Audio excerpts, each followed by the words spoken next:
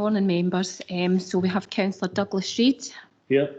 Councillor Jim McMahon. Here. Councillor John McFadden. Councillor McFadden, can you hear us this morning? I can see you on the call, but we'll come back to you. Councillor Elaine Cowan. Councillor Maureen Mackay. Present. Thanks, Councillor McFadden. Councillor Ian Linton. Councillor Graham Barton. Here. Councillor Barry Douglas. Here. Councillor Neil Ingram. Here. Councillor Claire Maitland. Here. Councillor Drew Filson. Here. And I have an apology from Roman Catholic Church representative Babs Mowat. Do we have Alan Vint? Yes, I'm here, thanks. And I have an apology from interim teacher representative Ian Pettigrew. And do we have Jackie Livingston? Yes, I'm here, Christy. That's great, thank you. Thanks, Chair. Thanks, Christine. Maybe just a couple of points before we start. I recognise there's a number of non-elected members that are here today. Maybe an idea, just if you're speaking just maybe for the first time even, just to introduce yourself, who you are, just as a non-elected members, maybe know who you are, maybe that's helpful. I'm doing it all the time, just so that other non-elected members know who you are. Maybe non-elected members, if you could identify yourself just maybe in the first time when you speak, that'll be helpful to some of the new people, new councillors that are here today as well.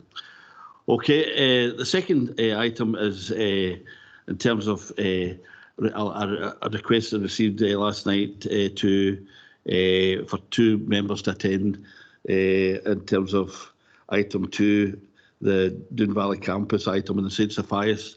I've had a request from the councillors Kevin McGregor and Councillor Elaine Stewart participate in this item. Can I say to members, having considered this, I will allow this at this time, but what I would say, I would encourage all members, of course, to attend the Cabinet and listen to what's said. But in terms of participation, it's quite a different threshold than just simply listening or attending the meeting. So I'd ask that, in future that, reasons for participation be given, and if we can give some kind of reasonable time for you to notify myself and the Vice Chair of that intention. Okay, with that, and now go to item 1, and that's declarations of interest. Is there any obvious ones? Elaine, yeah. Thanks, Chair. I'm a trustee, Celebrate Kilmarnock, so I want to declare a non-financial interest in item 6, which I don't consider significant. Yeah. And we'll get Barry Douglas as well. Yeah, and I believe myself for that one. Claire. For Celebrate Kilmarnock, yeah. Okay. Maureen. Thank you. I was formerly one of the council's representatives on Above Adventure to follow the council's interest in RCGF funding. Okay. Ian. As chair of the grants committee, we were discussing one of the items on item 6, taking David's advice on that, given that both are financial requests. Okay, and I think I'm in centre stage board. I think there's a reference to one of the later papers, is that? And the Gallery and Leisure Trust for Claire and Ian. Kilmarnock Leisure Trust, that's the correct time. Barry? Thanks, Dougie. A non-financial interest in item 6, in that I am a member of Take About board, out with being an elected member. Like yourself, I was a member of the Centre Stage Communities Project, Kilmarnock Academy Project Board, although I understand that's been stood down, but it probably has to be formally stood down in terms of this council. So I declare an interest in that regard.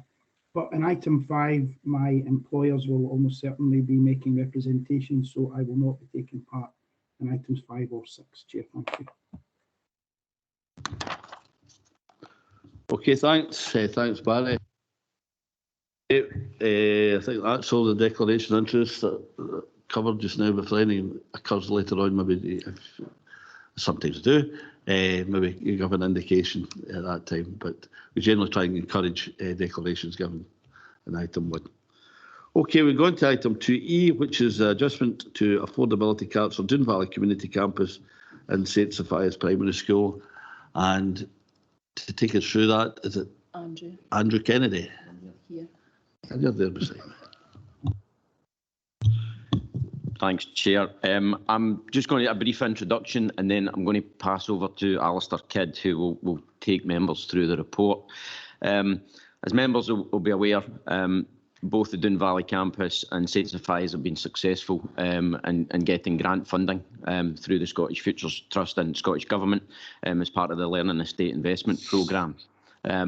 So this is just an update in terms of the position that we're at the moment, and obviously an ask for an additional investment.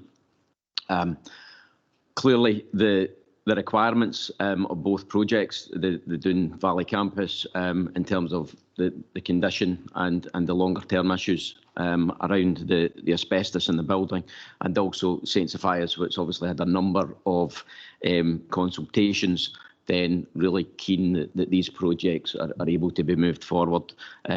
But would ask Alistair maybe just to come in now and just go through the detail of the report. Thanks.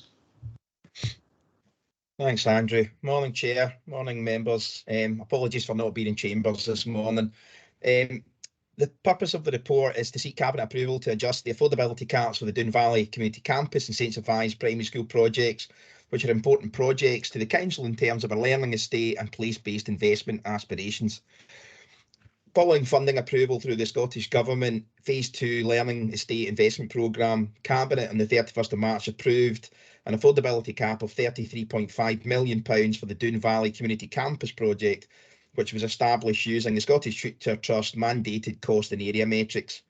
When establishing the affordability cap, it was assumed that the project would receive revenue grant funding support through the Learning Estate Investment Programme that was roughly equivalent to about 50% of the capital investment value. With regards to the St Sophia Primary School, funding was awarded by the Scottish Government in December 2020 as part of the Phase 2 Learning Estate Investment Programme, with an affordability cap established at the time of £3.6 million based on the SFT cost and area matrix. The funding for the project was primarily awarded due to the innovative nature of the proposed EnerFit refurbishment of the school. And similar to the Doon Valley Community Campus project, it was assumed at the time that the project would receive revenue support roughly equivalent to 50% of the overall capital investment value.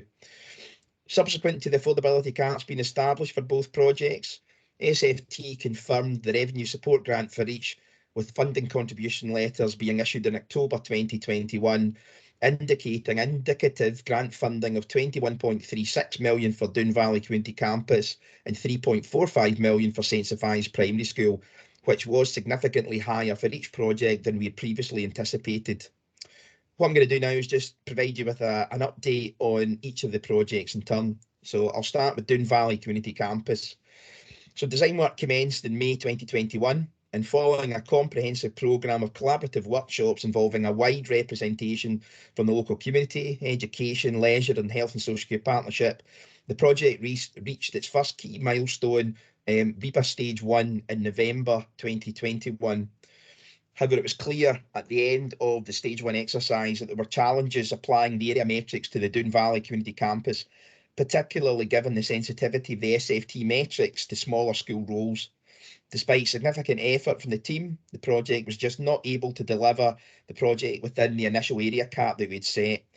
Within the report, there's a detailed breakdown of the accommodation schedule and an explanation of the challenges that we've encountered in paragraphs 15 to 19.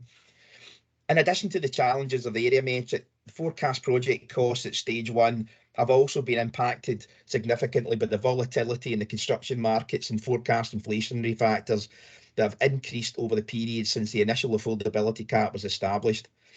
When considered together, these challenges have resulted in an anticipated increase in project costs of approximately £7.6 million as against the original affordability cap of £33.5 million. Given these challenges, a decision was taken in November 2021 to stand the design team down from progressing to the next stage of development to allow discussions to take place to try and establish additional funding contributions that could be used to offset some or all of the cost pressures. To date, the project team, supported by chief officers, have been successful in agreeing capital funding contributions of £2.4 million from the Scottish Government Health and Social Care Directorate and £200,000 from Police Scotland. I should just mention, it doesn't say in the report, but at this point, members should note that we still need to take specialist advice on from our VAT advisors to ensure that all parties are protected in terms of the correct treatment of these capital contributions when we receive them. Discussions continue with SFT and the Scottish Government, who recognise the challenges being faced by local authorities in relation to inflationary pressures and also the issues that we're experiencing with the metric calculations. However, given the significant delay that has occurred in the intervening period since the design team stood down in November, and in the interest of the project as a whole, it is recommended that Cabinet supports the allocation of additional capital funding for the project of £5 million. When considered with the funding secured for the project from NHS and Police Scotland, this would result in the affordability cap for the project increasing to £41.1 million. With regards to St Sophia's projects, the project has been progressing well in consultation with the project architects, Hampson Barr & Smith, is anticipated to reach its REBA Stage 4 by September 2022, with a final contract award in December of 2022. Due to the innovative nature of the EnerFit refurbishment of the St Sophia's Primary School, there were initial challenges establishing an affordability cap for the project, given a lack of cost data and market analysis for this type of construction. This, coupled with the current inflationary pressures being experienced in the construction market, has had an impact on the overall forecast cost for the project, with current estimates indicating a potential shortfall of around £800,000 as against the initial affordability cap. The St Sophia's Primary School project is an important pilot project for East Ayrshire Council, and it is therefore recommended the Council supports the allocation of further capital funding for the project. This would result in the affordability cap for the project being increased to 4.4. So in conclusion, members are therefore asked to firstly approve an increase in capital borrowing of £5 million for the Doon Valley Community Campus to give a revised affordability cap of £41.1 million, and also to instruct us to restart the design team into stage 2 for the project. We're also asking members to approve an increase in capital borrowing of £800,000 for the St Sophia's Primary School to give a revised affordability cap of £4.4 million. Note the position in relation to the increased revenue funding and ask the Head of Facilities Management to report back to Cabinet when further clarification is provided on the revenue funding position from the Scottish Government. We have also asked in the report for members to note changes from an NEC form of contract to an SPCC. I'll just briefly explain that. The change in contract, they're just terms and conditions of the contract. They have no bearing on cost, time and quality in terms of the output. There are just different forms of contract that we can use. And we had originally proposed in the Cabinet paper an NEC form of contract, but good practice is when we appoint the design team is for us all to just talk through the different forms of contract that are available to us and use their experience as well. And just through those discussions at the early stages of the project, it was felt that maybe we should use an SPCC rather than an NEC. So it's just a simple change, but we felt it was important just to sort of clarify that in terms of what was included in the previous report. Thank you, members. Happy to take any questions you might have. Thanks, Alistair. Do you have any questions for Drew? Thanks, Chair. Councillor Drew Filson for Independent for the Doon Valley, spokespersons for localities. Alistair, just seems there's been a big delay actually. Months of delay. I'm just looking at you've got to deliver this for December 25. Are you quite confident that will happen? And what's the implications if that doesn't happen, please? Thank you, Chair. Through you. What I've done is I have reset the programme that we had set for the external team that we're using. The the same team has actually been working on the Doon Valley Master Plan project, and as part of that separate project, they'd already started to look, even though we'd asked them or told them we didn't want them to progress to stage 2, they've already started looking at some of the concept design work around about the campus. So I have proposed a revised programme with them, acknowledging that they have spent a bit of time in the last 6 months looking at a concept. I've proposed to them that rather than a July 2025 finish, I'm proposing an October 2025 finish. So that's still within the December 2025 deadline. That's fine, thanks. And just another point, Chair. On the Doon Valley Boxing Club, I've spoken to Sam Mullen, the owner. Sam has confirmed to me that really they would rather have a standalone premises in the village itself rather than attached to the school. We're actively seeking other accommodation locally. There's a couple of potentials there. Would there be support for them to actually go for where they are just now to another place rather than get into the school? I can talk just about so my suggestion is before the boxing club go and look to consider alternative premises, I would suggest that they wait until we have completed the concept designs and we show them what's on offer for them. And if they're unhappy at that point as to how we have designed the facility for specifically for the boxing club and given them the access that they would like, I would suggest at that point maybe then reconsider alternatives. That's fine, Alistair. Thank you. Thanks. Elaine? Thanks, Dougie, for allowing me to participate today. Elaine Stewart, Scottish Labour, Ward 9. Just on the back of Drew's stuff, I'd actually spoke to Alistair as well about the boxing club, and they really do want to have their own standalone building, but I suppose they'll wait and see what you bring forward for them. But my question lies with the Early Years Centre in Dunmellington. I believe this has cost £400,000 and there's plenty of underlying problems and they're quite significant. So I'm seeking assurance that this unfortunate problem will be rectified as soon as possible to allow our children this fantastic experience that they should have within their early learning years. And also, just on the back of that, you're going to be putting new toilets into the old school. How much will that cost? And is that coming off that 41.1 million fund? Thanks, Elaine. Alistair? Yeah, so the issues that we're having down at the ECC are contractual issues with the main contractor that's supplying the unit. In effect, they've overlooked their requirement to make an application for a connection into Scottish Water for the main drainage, and that is fundamentally what is delaying matters. We are seeking advice on it. We are pushing the contractor very, very hard, and we are hopeful that they will have the works completed by August. However, as a contingency, we've decided to progress with making alterations to the existing school to allow there to be registration from August if there's still a problem with the main contractor. The works that are happening within the school will not be taken from the £41.1 million. If anything, we'll be seeking to recover those sums of money from the contractor because he has delayed East Ayrshire Council.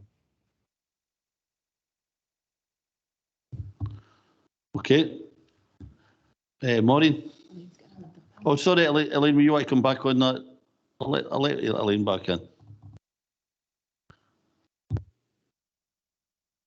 Aye, just to say that I know there is problems with the contractor, but what happens if they decide, well, and we're going to walk away? Does the council have to fit the bill for that?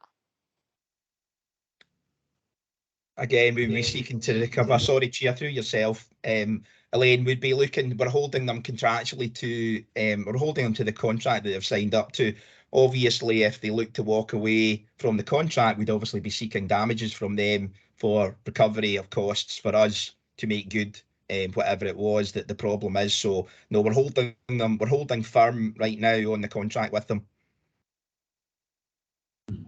Thanks, Alistair. Okay, anyone else? Ian. Thanks, Dougie. Ian Linton, spokesperson for digitalisation in finance. Paragraph 18, Andrew. Just give me an idea of the square meterage of the new building at Doon compared to, for example, William McIlvanney, which I seem to remember came in round about, was it about 50 odd million, give or take.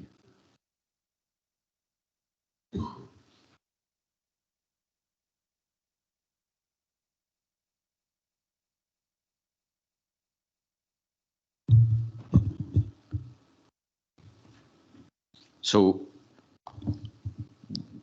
the overall footprint of the sites, paragraph 17 is 10,000 square metres. My recollection of William McIlvanney was somewhere around between, I think it was between 18 and 20. But again, obviously, as Alistair's outlined, even within the last 2 years, we've got about £2.5 million increase in inflation costs. And then if you add that on in terms of that previous period of time. The other issues, particularly with this project, and again, this is reflected in the government funding in terms of the cost metrics. We are looking to develop this to a passive house design, which obviously is significantly greater sort of design standards to achieve net zero within the project. And the Scottish Government SFT metrics, they looked to increase their budget around that by about 12% to try and kind of address those issues as well. So both the kind of climate change aspects and meeting those additional aspirations, as well as the kind of period of time that we've seen, has obviously increased the unit cost, the metre squared cost for all of our projects over that time, as well as I say, obviously that campus was bigger. Maureen.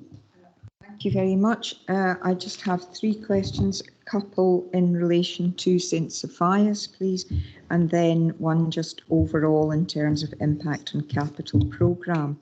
So St Sophia's, again, there is the requirement for a decant, and again, timing of that is really important, particularly for a knock-on effect on other projects which we are looking forward to in the future and the impact on those. So again, just a similar question to Drew's question in relation to that. And also just to ask to pick up on the issue of energy and to ask, is there any potential for any energy production in relation to St Sophia's in terms of the work that we're doing? Thank you very much. And I should have said, I'm sorry, I'm Maureen Mackay, member for Ward 2, Kilmarnock, and Labour Group Leader. Thanks, Maureen. Andrew. Thanks, Chair. In terms of the ongoing programme and decants, we're utilising Kirkstyle, the old Kirkstyle Primary School at the moment. We had Lonehead in there, and then we had Cross House. Cross House project, due to similar issues in terms of the market, is a wee bit delayed, and we're obviously looking at the August this year for the school to go back. So St Sophia's was scheduled to be in Kirkstyle for the decant around about August. We're looking at probably October for them to be in that decant. And again, that should be around about a year.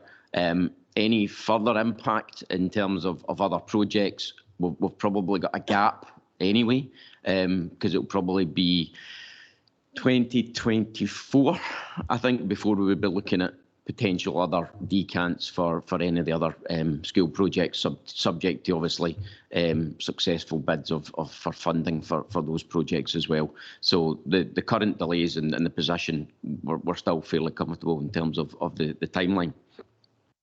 In terms of the second point around St Sophia's, I'll maybe ask Alistair maybe just to come in on the kind of the design and obviously some of the other work that we're doing around just exploring the extent of the EnerFit investment, because obviously there is a combination of on-site generation, obviously sort of increased insulation and changes to the heating system. So probably still a wee bit of work to be done in terms of development, but I'm not sure if Alistair maybe could provide a wee bit more detail around that.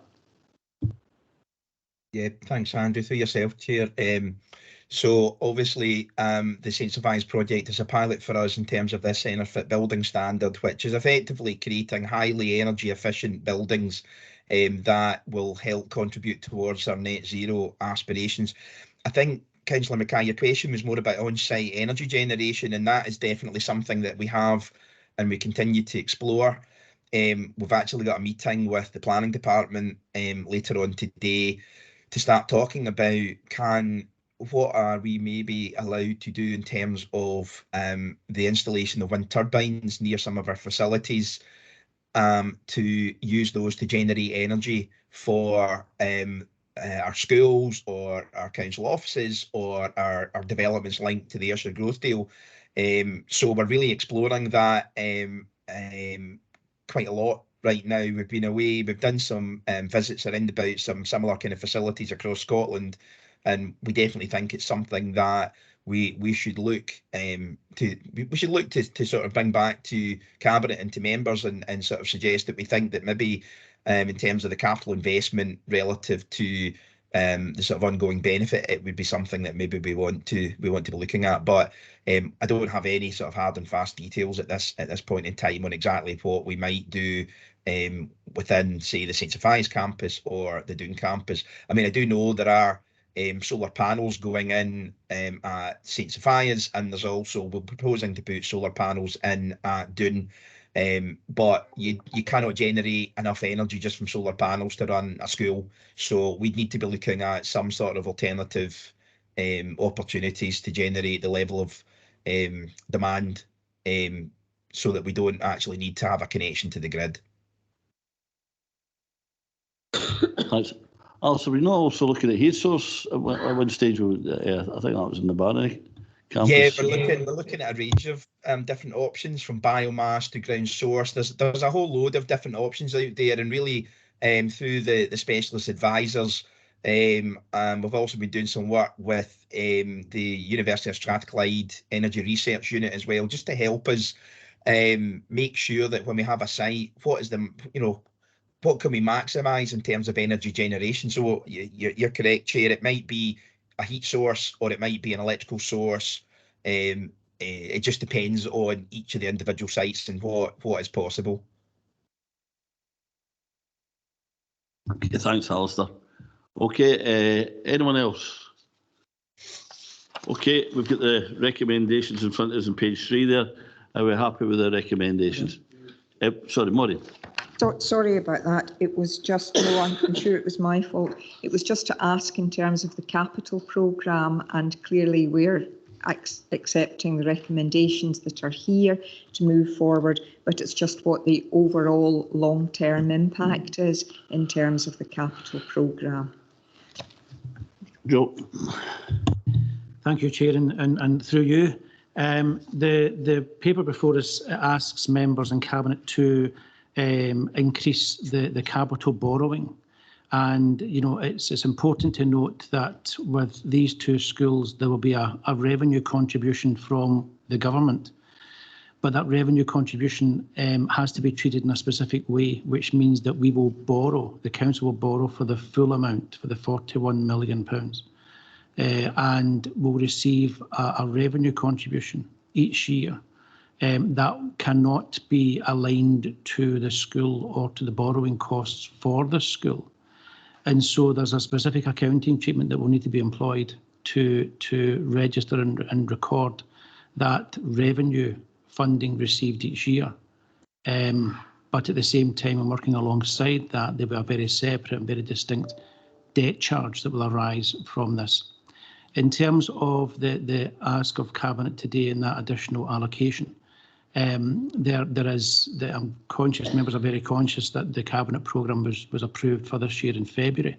So this is a change to that capital programme, but it's a change that Andrew and I will seek to maintain within the current envelope conscious that as we go forward with these two schools, there'll be a new process to be employed in relation to registering that income. What I would say though, and it's a point that was picked up by Alistair, with these two schools, you'll have to treat the capital costs, the debt costs, separately from the revenue costs.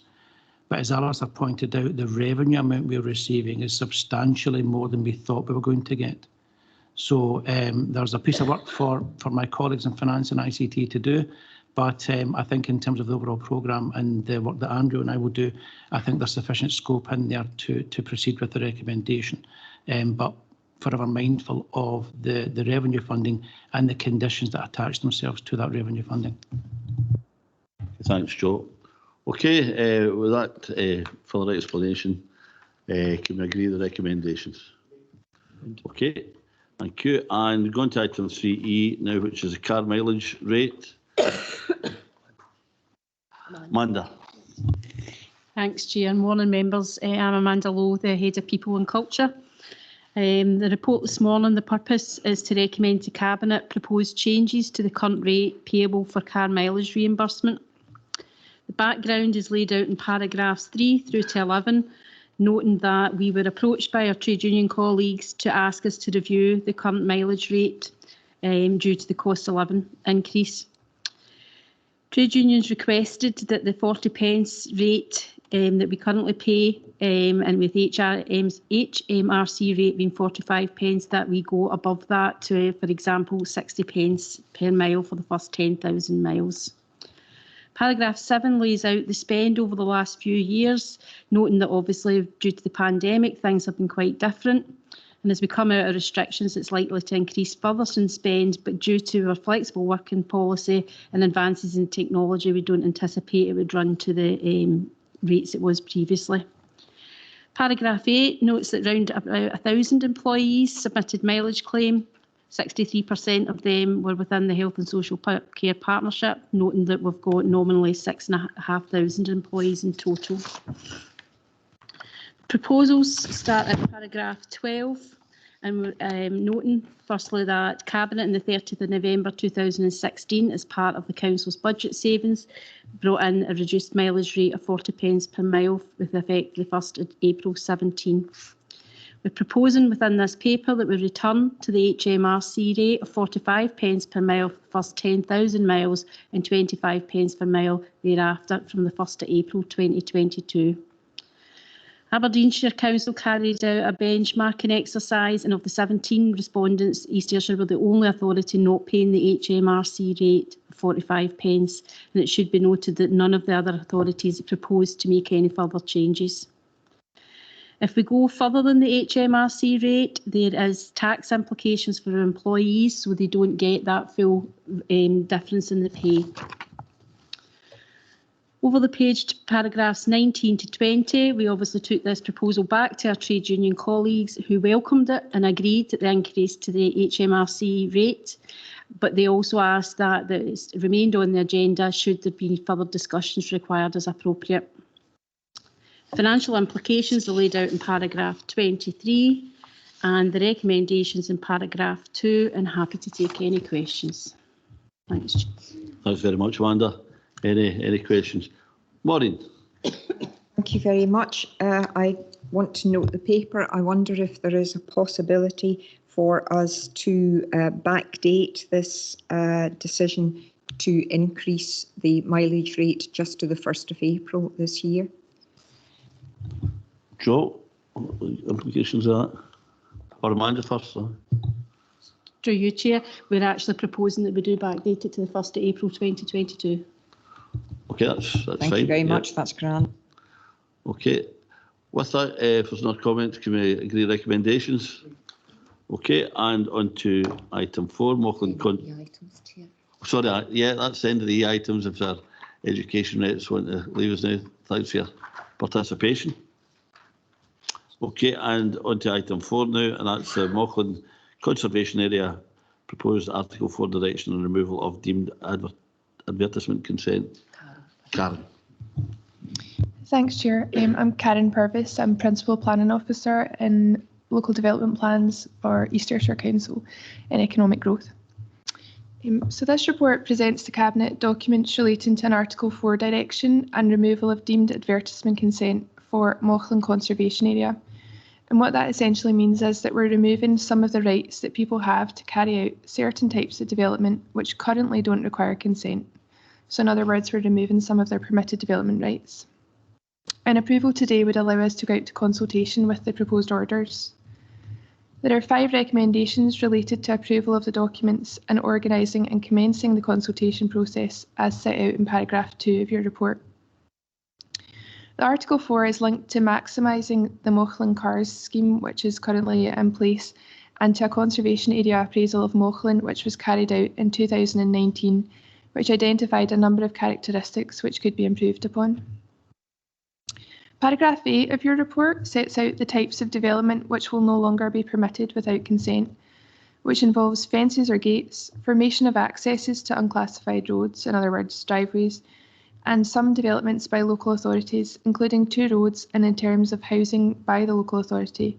And both these matters have been discussed with Housing and Ayrshire Roads Alliance, who are the main parties potentially affected by the change, and they are both quite content with the proposed orders.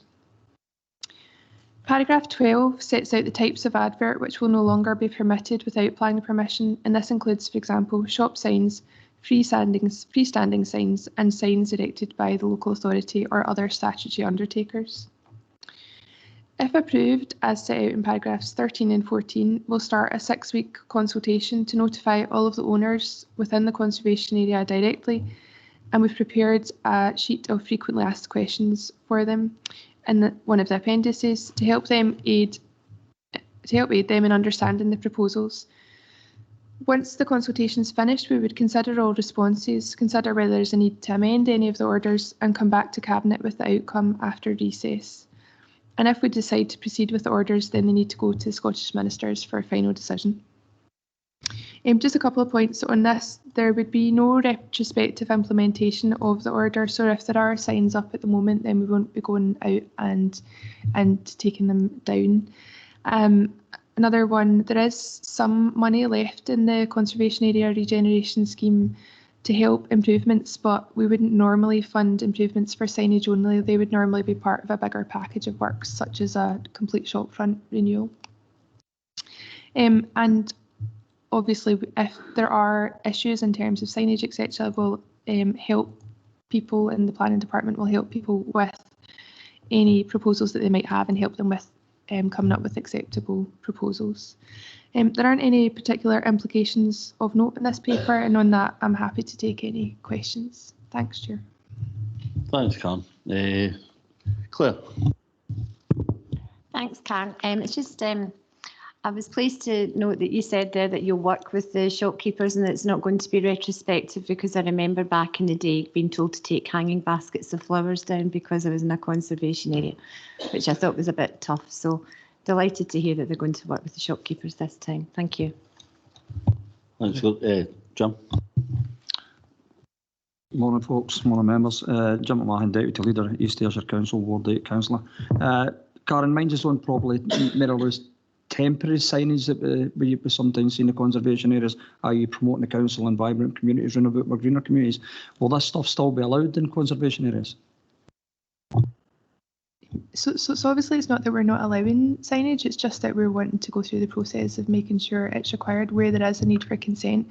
And the advertisement regs are quite complicated, down to the kind of point of how tall a letter needs to be before it does or doesn't require consent. So there will still be things that don't require consent, but we just need to look at the detail of that in each and every case. But as I say, it's not that things won't be allowed, it's just that we want to have more scrutiny over them. Like some of the temporary banners that we saw at the Holy Fair would be permissible. Again, I would need to look at the exact, sizes, etc. of them, but we're not there to stop, good signage or signage which is helping to promote events or helping to promote things within our communities. We're really just trying to make sure that our conservation area is enhanced as best it can be. So yeah, we're temporary signs, things that are there less than 28 days, we're unlikely to be taking, consent for things like that. Okay, Barry? No, Chair, just also Barry Douglas, Ward Councillor for Kilmarnock 4, Ward 4, Kilmarnock East and Hereford, and Deputy Leader of the Labour Group. Actually, Cam just answered my point at the very end. I was going to say, obviously, signage, ARA, etc., any emergency signage, switch water, for daily works, that's all absolutely permitted. There's no requirement in that regard. And any signage that's switched up for less than 28 days, as Cam had said, so absolutely fine. Thanks, but Claire. Sorry, Chair, I didn't introduce myself earlier, but I do have another point to make. I'm Claire Maitland and spokesperson for planning. Karen, with things like A-frames, menu boards, etc., will they still be allowed if they're, as long as they're not impeding anybody in their pavements or outside? Because this can actually add, I think, to the conservation feel of the shops. Thank you. Again, I believe the A-frames require consent. So again, it would be a case of we're not going to take enforcement action on anything that's already there. Any signs that are already there, we're not going to go and chase any of them up. And anything new, we would just be looking at the quality of that essentially. So it's not a case of, we don't want necessarily boards. It's just looking at the quality of them and making sure that they are appropriate for the conservation area. And just another wee point there is that obviously at the moment, things that don't require consent, people aren't obviously having to put in an application and a fee for that. Where an application is required as a result of this order, you wouldn't have to pay a fee for that. So we're not, taking any money off people for this kind of additional hurdle that they have to go through. Thanks, Karen. Elaine. Thank you, Chair. Elaine Cowan, Ward 2 representative and spokesperson for Education Skills and Lifelong Learning. I actually have a few questions, Chair, if that's okay. I'm surprised to hear there's no retrospective enforcement if we're looking to improve the environment. So are there any financial incentives perhaps to encourage people who have current signs that we wouldn't consider up to the standard we're aiming for? I'm also interested to know what's the process timeline impact of the consultation to the Scottish ministers. Is that a lengthy process, or is that something that's been factored into the project programme? In the paper as well, there's talk about alternative road signs, so I'd be interested to know what sort of format those road sign changes are going to be. And the final one is, can these principles be applied outside a conversation area, or is it just for conversation areas? Thank you. Okay, thanks, Chair. So the first point in terms of, firstly, I suppose in terms of retrospective enforcement, obviously, an order comes into force when an order comes into force, so we can't go backwards from that date and enforce things that at that point were perfectly lawful. In terms of monies, there is, I'd said during my presentation, there is some money left in the Conservation Area Regeneration Scheme pot. However, normally, we are obviously tied to some of the conditions of that funding that comes from Historic Environment Scotland, and they wouldn't normally be a remit to just purely give monies for signs. But if it was part of a larger scheme, for example, a shop front, then there may be support there for owners. And certainly, we obviously part of the process of the CARS is to encourage people to make improvements to their properties. In terms of the length of the process, so we've almost got everything ready to go out to consultation. So we would be looking to start consultation in the next couple of weeks to hopefully avoid as much as possible most of the consultation falling during the school holiday period, which is never a popular time at which to consult on anything. And obviously that would run for at least 6 weeks. We have to run it for 6 weeks. We usually run them for a wee bit longer just to give people a bit longer. We need to come back to Cabinet after that, so we have to wait until after the recess, so that'll be August time. And then the Scottish ministers, in this case it's usually fairly quick. I think we'd be looking within kind of a month or so to receive that approval from them. In terms of alternative road signs, I don't know what they would look like. We'd be working with Ayrshire Roads Alliance on that, so we'd really need to have kind of further conversations with them. But there are obviously a number of areas where we have Article 4 directions. I believe Kilmarnock, John Finnish Street conservation area is one of them, so I don't think we're looking at anything particularly out of the ordinary there. And sorry, the final question was, could these principles be applied to other areas, or is it just on conservation areas? Yeah. Generally, Article 4 directions tend to be within conservation areas. So certainly, for example, we would have the scope to look at other conservation areas, but it's not really something that we would tend to do out with an area which we felt needed particular control. Okay, thanks. That's gone. Okay, Maureen. Thank you very much. I think it's just adding on to the point that Councillor Cowan raised, and that is in terms of, I understand the limitations of the CARS funding in terms of the wider improvements in terms of buildings. But again, I think we've heard about the enhanced engagement that we've had over the past 2 years with local businesses, and that we have a hugely expanded business database now of contact with businesses. So again, I think what we would perhaps like to be achieving here is looking at what other funding sources are, given that we've got that link with businesses now, to actually encourage businesses to perhaps look at alternative funding sources that we've got out with CARS to then achieve what we're looking to achieve, which is an improvement to signage within the conservation area. So that's perhaps something that we could just ask officers to take back, Leader. Thanks. Thanks, Maureen. That sounds sensible, yeah. Yeah, thanks, Chair. Through you. Yeah, happy to go and look at whether there's any ways of adding additionality to what we're achieving in CARS, and we're going to have a look at that. Thanks. Ian. Thanks, Dougie. I was talking to one of our new councillors from this area. While I had been mentioning that in a previous role he'd been active in community organisations funding their own Christmas lights, and through conjunction with the roads department, they have access to power supplies on the existing columns. I just wonder if there's any plans in the future to, make the light columns seem more traditional, as we've done in other areas, that this very worthwhile connection that allows the community to get their Christmas lights up every year is kept in place. Thanks, Colin. Chair, I'm Colin McKee, Heritage Projects Coordinator, involved in the Malcolm CARS scheme. We actually currently have submitted a bid for improvements to the lighting columns within the Malcolm CARS conservation area to the place-based investment programme, and that will come before you at the next cabinet, I believe. Okay, look forward to that. Anybody else? Okay, can we go back to the recommendations on page 18? Can we agree? Okay, that's all right. And to item 5 now, the LDP2, some of the supplementary and non-statutory guidance. Karen.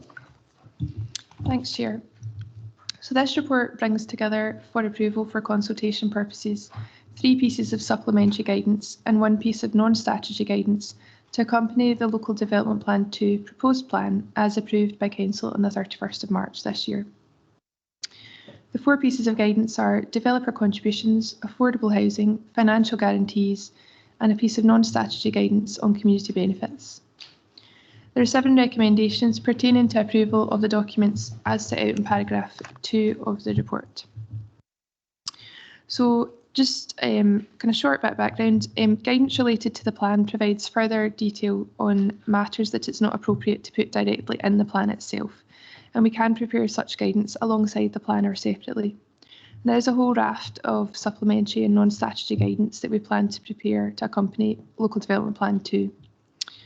For clarity, supplementary guidance has the same weight as the plan, and non-statutory guidance is a material consideration in decision making, and the difference being that non-statutory guidance is not directly related to a policy in the plan.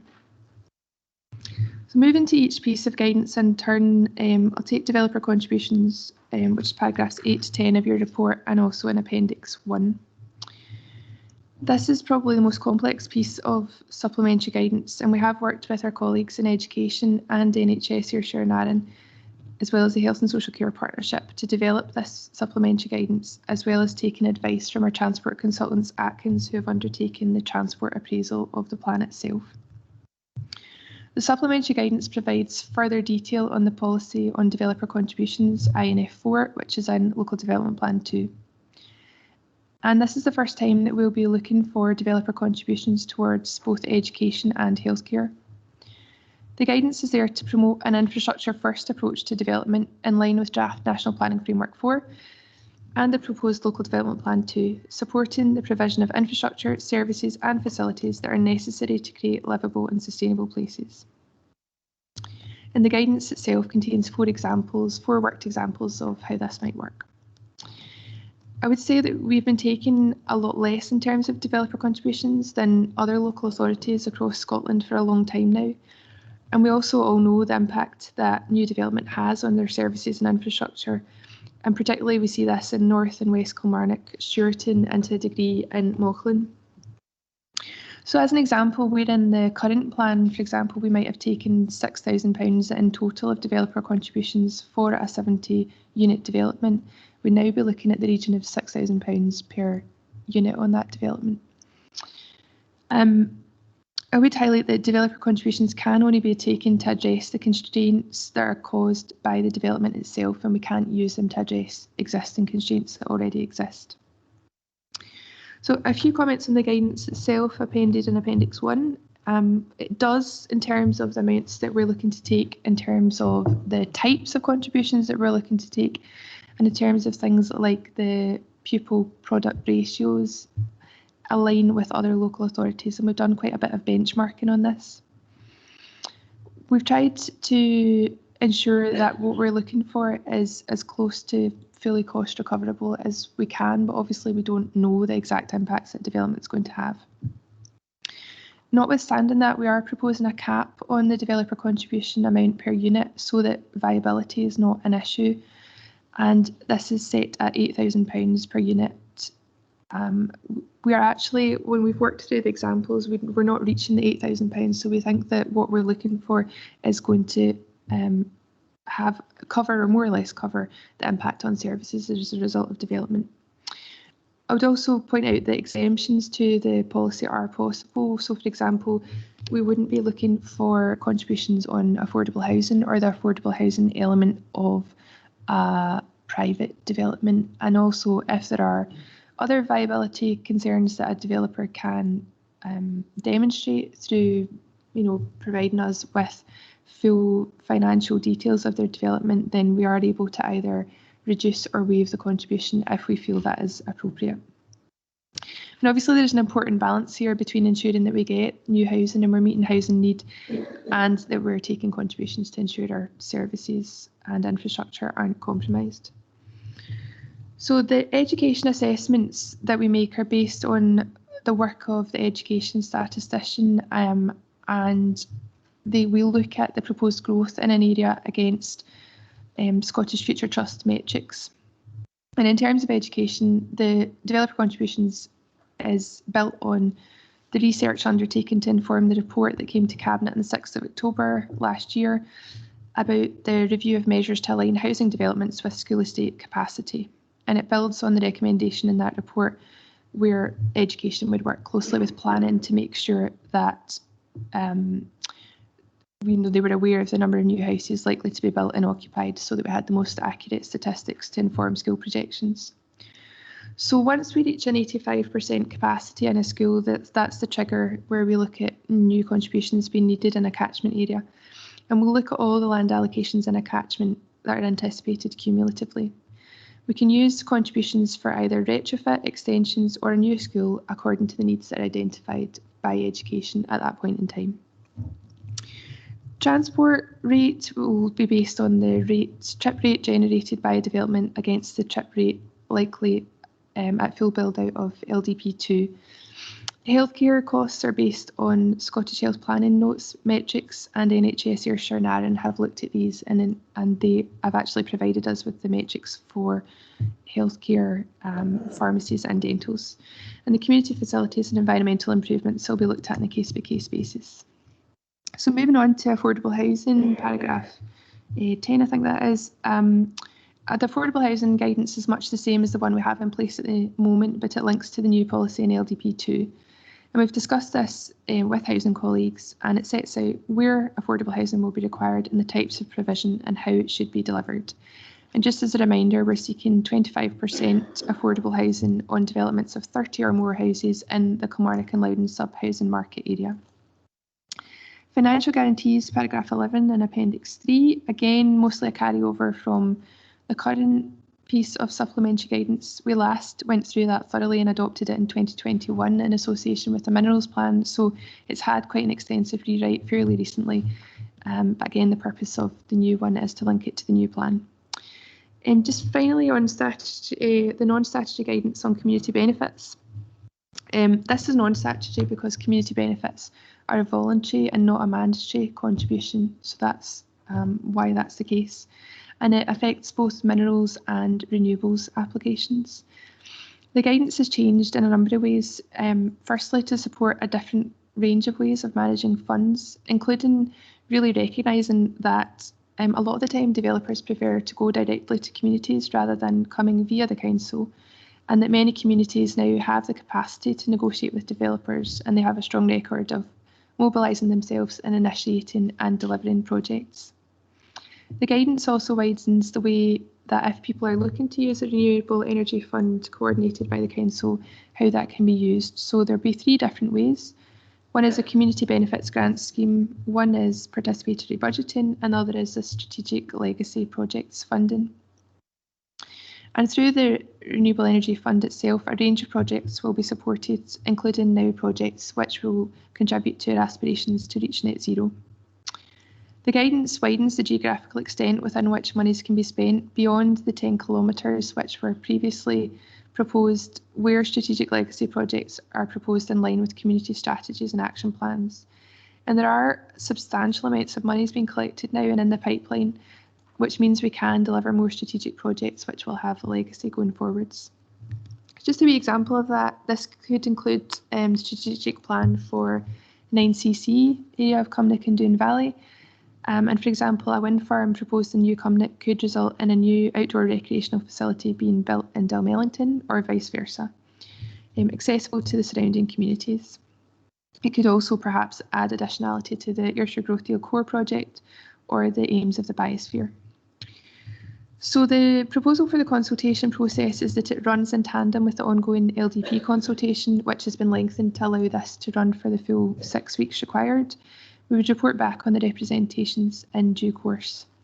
Just finally, a couple of implications of note. The first being that we can't adopt these pieces of supplementary guidance until the plan has been through examination and it itself has been adopted. And secondly, the new regulations coming down as part of planning reform and the Planning Scotland Act 2019 mean that all supplementary guidance has to be finished and concluded within 24 months of the new regulations coming into force.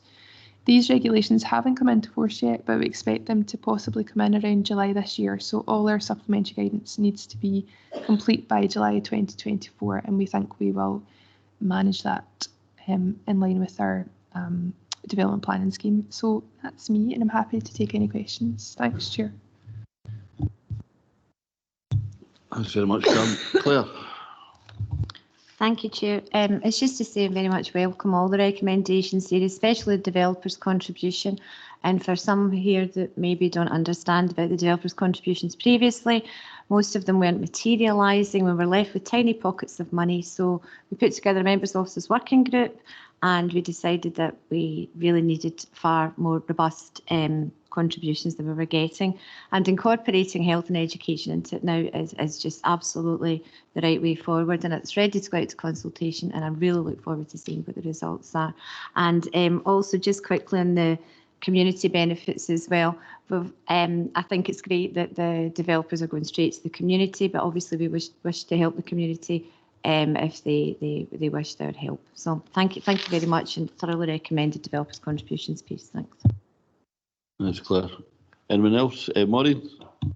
Thank you very much. And Claire, I'd want to recognise the work that you had actually put into the Member Officer Working Group in relation to the development of LDP2. So I think you're well placed to make comment.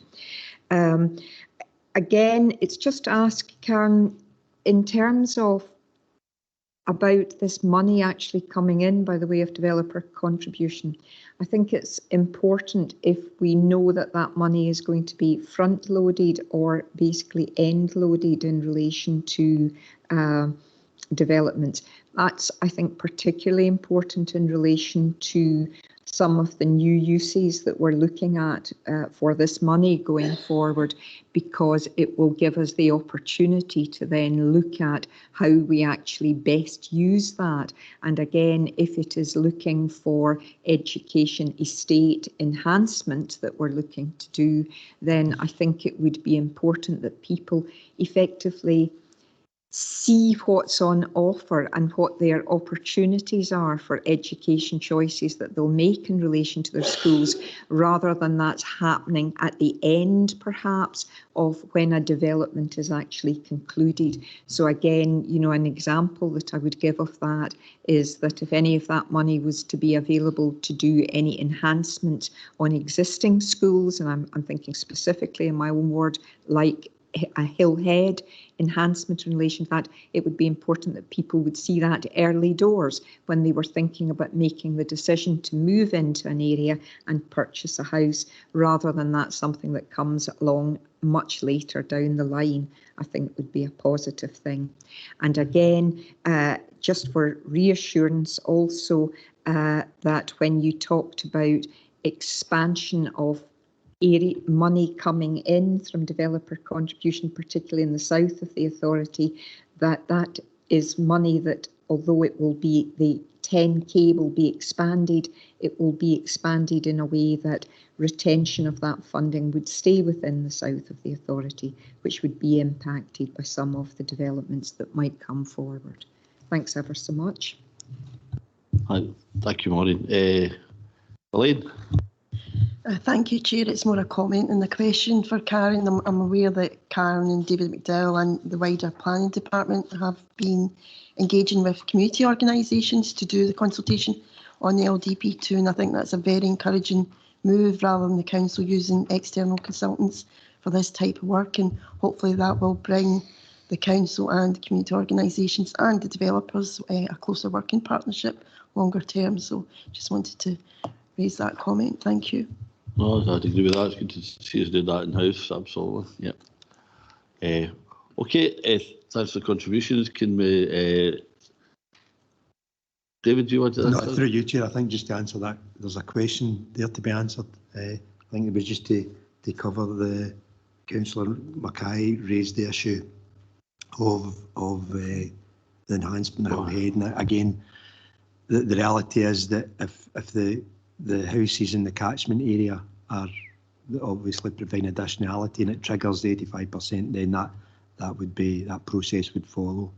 But in terms of timing, we obviously, as a planning service, would have a consent that would be issued subject to either payment up front or more alternatively, they normally go for a legal agreement, and that legal agreement would be based on number of houses when the house is completed. So just to kind of highlight that.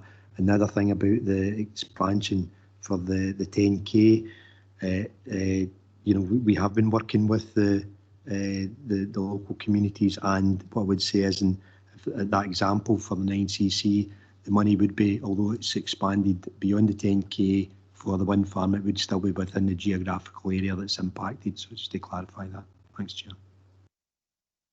Yes, thanks. I mean, if you play it right, you know, when you put the developer contributions in there, it helps the marketability, and somebody's interested to get that out there. So it makes common sense if we can do that where possible. Okay. Can we agree the recommendations? Okay. Next item is the Regeneration Capital Grant Fund update and submission of 23-24 Stage 1 applications. David. Chair, I'll pass you over to Colin McKee in a moment to take you through the report. However, First, I thought I'd ask members to consider a further recommendation, paragraph 2, following further discussions with Scottish Government, have advised that where there's no restrictions in the number of applications that may be submitted for RCGF by each organisation, there is a limited size of the overall funding, and through experience, they've advised that applicants are required to be realistic with the number of applications and the combined value of grants being made, and therefore to prioritise their bid applications. Following review of both cases in relation to the social, economic and regenerative benefits, our professional advice is that to take about Opportunity Centre as the first priority, while Newcomer Reuse Hub is the second priority, albeit we fully support both applications. Chair, I'll pass you over to Colin McKee, who will summarise the key issues from the report. Thanks, David. Okay, Colin. Chair, through you. Morning, Chair, morning members. This report presents an update on the progress with the various ongoing Scottish Government Regeneration Capital Grant Fund, and seeks authority to proceed with the submission of the 2 Stage 1 RCGF applications for Takeabow Opportunity Centre in Kilmarnock and the Reuse Hub for Newcomer in collaboration with the Newcomer Development Trust. Paragraph 3 to 15 explains the RCGF scheme and the current requirements for applications submitting this year, with the key focus being on areas that suffer from high levels of deprivation and disadvantage, demonstrating clear community involvement, delivering large-scale transformational change with strong regeneration outcomes, and encouraging additional investment and addressing market failure. Paragraph 16 states the timeline for the application process, which is similar to previous years. Draw your attention to the Stage 1 application deadline being 2 o'clock on the 17th of June. Paragraph 18 to 31 provides an update on the 6 successful RCGF applications. That is the Ingram Enterprise Centre, Ochiltree Community Hub, Crossroads Community Hub, Kilmarnock Academy Legacy Project, West of Scotland Climbing Centre, and Celebrate Kilmarnock's Creative Cyber Campus. Paragraph 32 identifies lessons learned from the previous RCGF projects, such as the need to prioritise bids, as David has mentioned, regular updates to project business plans and cash flow projections, the need to consider non-traditional projects funding, including loan funding, having regular support group meetings, and the potential to progress projects prior to transfer of ownership. The more project development that can be done before Stage 2 bid, the better the chances of the project being assessed as being deliverable. Paragraph 34 to 41 provides a summary of Takeabow Development Trust project. Paragraph 34 and 35 identify the fact that a previous application was unsuccessful, and that the specific feedback on the project was that the application did not demonstrate that the refurbishment of an existing asset would produce significant additional regeneration outcomes. Paragraph 36 identifies the progress since the unsuccessful Stage 1 bid. Progress has been made on acquisition of the building, feasibility study, community consultation, business planning, governance arrangements, funding strategy, and capacity building. Paragraph 39 identifies the key elements of the proposal as a major refurbishment, paragraph 41 summarises the significant economic, social and environmental outcome benefits from the project. Paragraph 42 summarises how the proposal is now able to demonstrate more effectively the transformational change that will be delivered through the redevelopment of the centre, producing significant additional economic, social and environmental outcomes through their enterprise and employability and community development and partnership programmes as part of the regeneration of the area. Moving on, paragraph 43 to 50 provides a summary of the Newcomer Development Trust Reuse Hub. Numerous consultations and the Regeneration Master Plan have identified regeneration of the eyesore vacant buildings as a local priority. The Reuse Hub will operate as a viable social enterprise that develops skills and creates sustainable jobs, but is also a welcoming space where the community can come together to learn, share skills and socialise. Paragraph 44 to 46 then summarises the feasibility study to assess the reuse activity and the potential to create a reuse hub in New Cumnock. The reuse hub will start initially in rented premises, the former New Cumnock station building with IT and computer equipment. New Cumnock Development Trust managed to secure funding amounting to £75,337 from the UK Community Renewal Fund to enable this first phase. They were only one of 4 successful applicants in East Ayrshire. Paragraph 47 to 48 indicates that New Cumnock Development Trust have worked successfully with the Scottish Land Fund to acquire the Trotters building, which they now own. Paragraph 49 summarises the anticipated costs. Paragraph 50 summarises the significant environmental, educational, social and economic outcomes benefiting from the project, Paragraph 51 notes that both projects are seeking the place-based investment programme funding from the Council as part of match funding. Any funding secured from place-based investment programme will reduce the amount requested from the RCGF and will assist in showing the Council's support for the project, increasing its viability. Paragraph 52 to 61 goes through the various implications. I'll just draw your attention to the financial and risk implications. They will be further assessed during stage 2 of the RCGF process if either of the stage 1 applications are approved. However, it should be noted that previous projects have exceeded initial RCGF allocations and have then sought additional funding from both RCGF and the Council.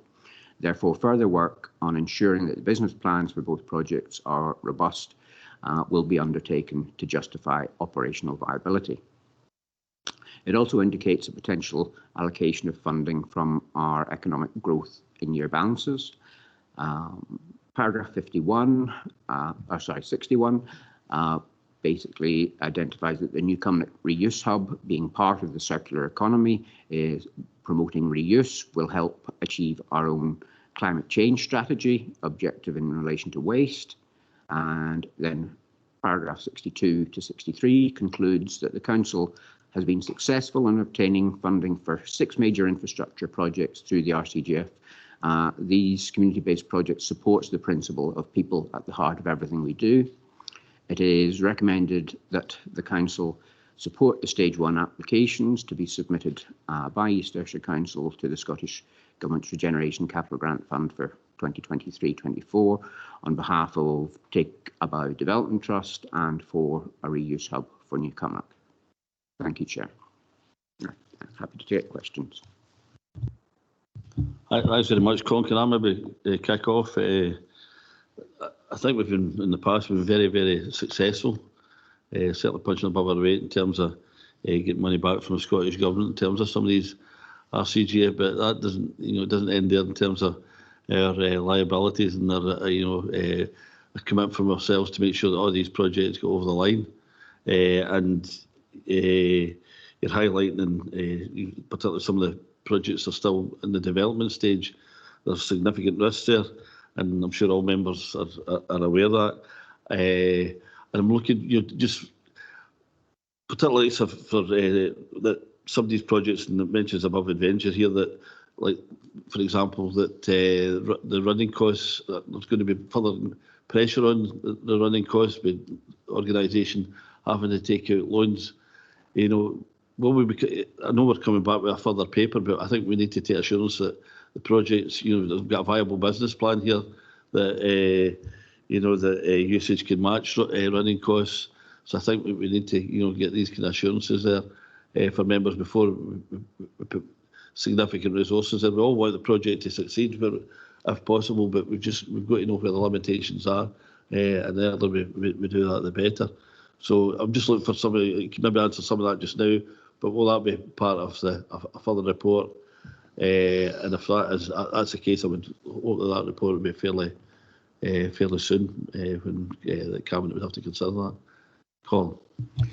Chair, yes, I think we mentioned the fact that we are looking to make sure that the the business plans and so on are robust. I think you mentioned above adventure. I think that at present, as we've seen from the previous reports, the construction industry is very volatile. So I think we are having to look at making sure that we try and update our cash flows and our understanding of both capital and revenue costs on a regular basis, and we will endeavour to do as much as we can to support all these projects that are already in the pipeline.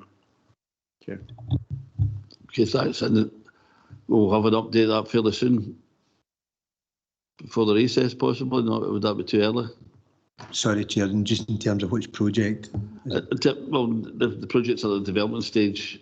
But that would include the likes of the ones for Takeabout and for Newcombe. Obviously, there's work still to be work there. For the ones that are actually in progress, it's a constant review. I mean, as Colin alluded to, that example you gave, it's a perfect storm. You've had funders that haven't funded when they were anticipating doing that, so there's the delay in funding. You've had the delay in getting materials on site. You've had the added burden of being a listed building and having that additional work that's only been identified once you start to go in to do removing some of the structures. So it's been, for that particular building, it's been a perfect storm. But that covers that's the capital side, and there's obviously the operational side and the actual footfall for businesses obviously has to be clear and set out in the business plan, and that's something that is obviously reviewed both with ourselves and colleagues in finance. Yeah, thanks. I'm going to bring in Eddie. Thanks, Chair. With the specific of your action, asking paragraph 16 lays out the timetable for these proposals, and stage 2 application deadlines October 22. So the report would need to be back here in terms of any council commitment before October 22. Okay, no, that's fair enough. I mean, we want to remove any uncertainty that's out there. I mean, that's not in anybody's interest. So it's important that we get that as soon as we can. Elaine. Thanks, Chair. Obviously, it's clear there is a significant piece of work here for the council, and it is a complex process. But we've now got 4 established projects and another 2 in the pipeline, so we're definitely building up expertise. And when I look at point 32, lessons learned from previous RCGF projects, I'm just wondering if there's an opportunity for the council to do some more work in this area and look at the whole strategic approach we're taking with these this whole government scheme that obviously has been set up to support the ambitions of the community. There's obviously obvious benefits from that, but when you look at the 4 projects that are there at the moment, Auchtree, Crossroads, Centre Stage Above Adventure, they've brought 85 jobs in total to their communities. So I think any work that we can do to sort of support this whole process, if there's any additional work that can be done, especially on the lessons that have been previously learned, and look into future where we want to go with future RCGF fund applications. Personally, I'd also be interested to know how it fits in with the CAT transfer process, because I know that the Celebrate group are a bit nervous about the timelines with the contracts that have to be in place and any delays that could come forward because of a delay in the CAT transfer process. And obviously the council's going into a recess, so it'd be good to know how the council timelines fit in with the government projects as well, and how that all marries up. But I'm supportive of both these groups. I think they're excellent organisations in their community, and the ethos of what they're trying to deliver is quite amazing. Oh, yeah, absolutely, absolutely supportive of these groups. But one thing, we've got to make sure that everything's sustainable and there's no overlap, that there's no in competition. And I think that's really important. And we've got to know, if there is going to be any further pressure on council resources, whether it's capital or revenue. I think that's got to be spelled out. I've got Ian, then Maureen, then Ian first. I can't disagree with anything that's been said already. I think I support Elaine and our sentiment that both these projects are very worthwhile. But like everybody else, is a bit concerned. I think Colin summed up para 56, sorry, the potential overrunning costs, and it's a point you made yourself, Leader. I mean, I think we've got to be on top of the cost of these things. The whole idea of the asset transfer was to take properties off our books to reduce the council's exposure to ongoing burdens. So I think we have to get back in focus, a sharp focus, just exactly how we're managing these projects. They're extremely worthwhile, as Elaine had mentioned. The number of jobs they're bringing in, it's great to see. And we've obviously got expertise there. I just think we need maybe to go back and sharpen up on what we're doing. Colin, you want to comment before I bring the others in? Chair, I think really, yes, I think just in terms of the financial side of things, we are working closely with all our support groups are for the active projects, and we have members from our finance department on that support group at regular monthly meetings for these projects, and we would continue to do that and make sure that we are looking at the sustainability, as you mentioned. I think in terms of the CAT transfer side of things, we're working closely with our estates and with those officers involved in the community asset transfer process to make sure that we can expedite these things so that we can achieve secure the funding that we have had offered, for example, in relation to Celebrate Kilmarnock. Chair. Thanks, Colin. Maureen. Thanks very much. Again, I'm not going to disagree with anything that's been said. I think what is interesting when you look at it in terms of the way we have used our CGF funding is we have very much used that and worked with groups to look at how that can be used really as leverage funding in relation to others. And I think the points that David McDowell made in terms of we are then very much for some of the complexity of these projects and the funding programs that they're actually putting together, that really is what we are having difficulty, I think, with. And not to in any way minimise what has happened over the last 2 years, the impacts of that, and now the inflationary pressures, and really just the whole skills recruitment issues that are out there. It is genuinely a really complex issue.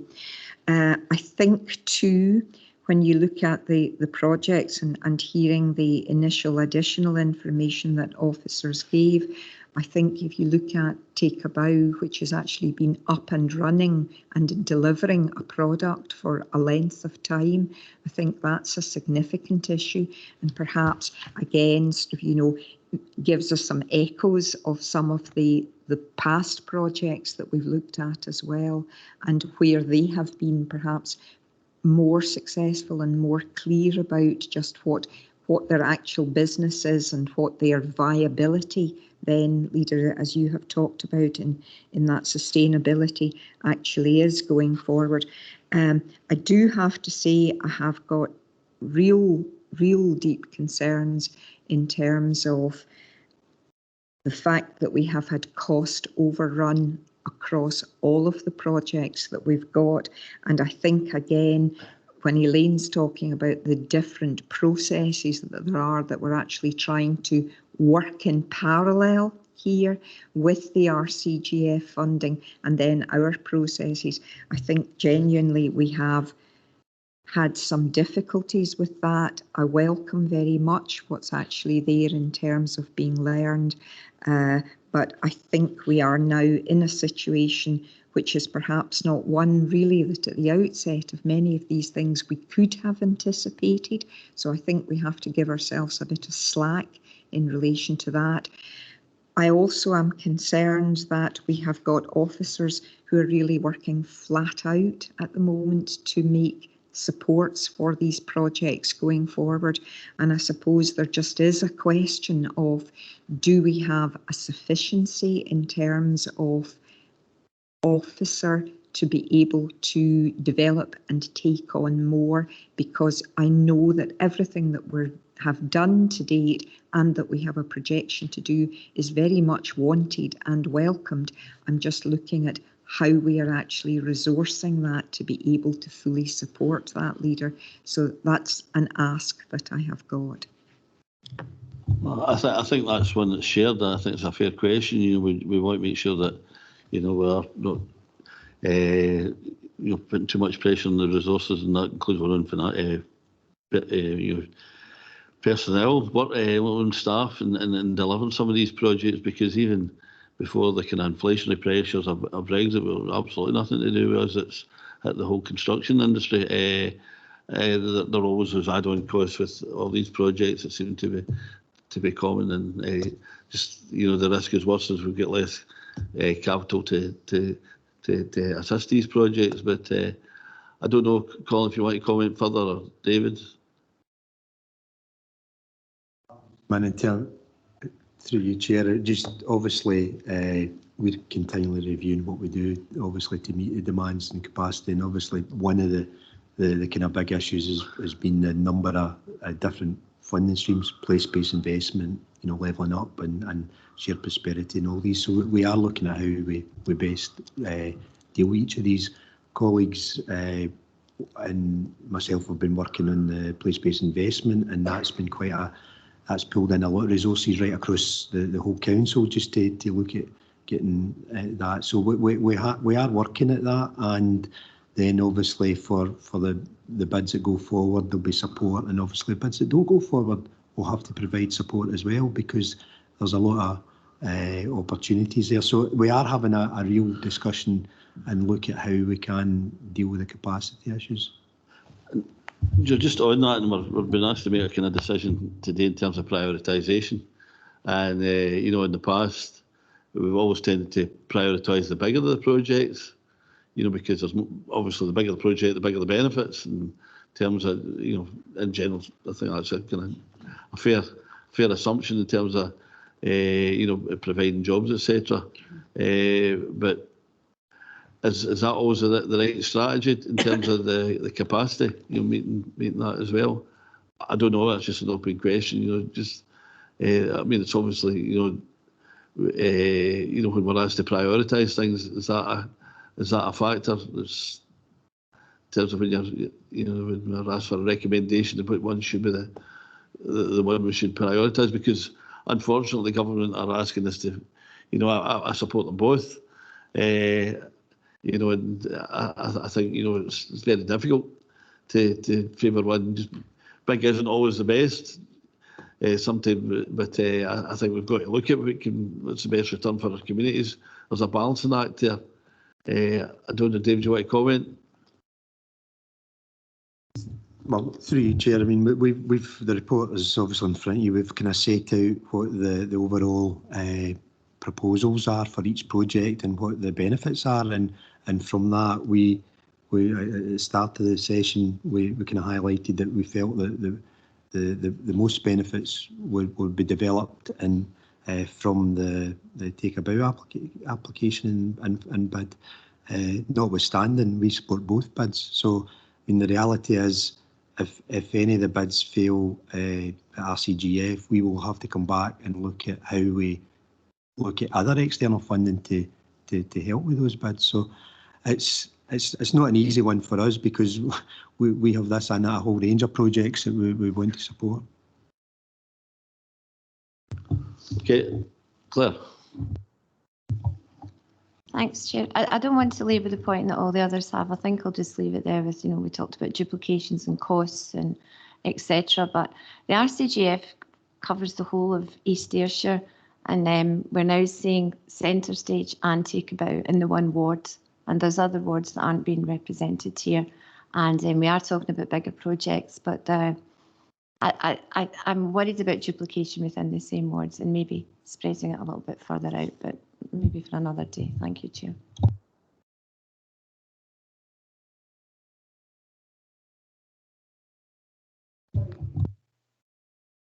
It was a wider point that I wanted to make rather than specific, if you want to come in. Sorry, it was just in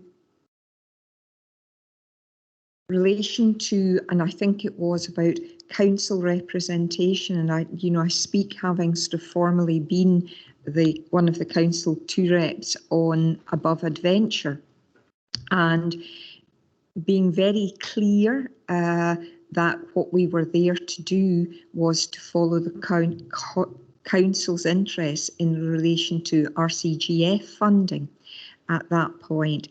But again, in some way, perhaps we could have a look at that, Leader, I think is an ask that I've got in terms of what that relationship is, because clearly in terms of my experiences, we were clear about what was happening in relation to that funding, but because some of the projects are so complicated, we really need to be involved and engaged and up to date with what the wider funding is.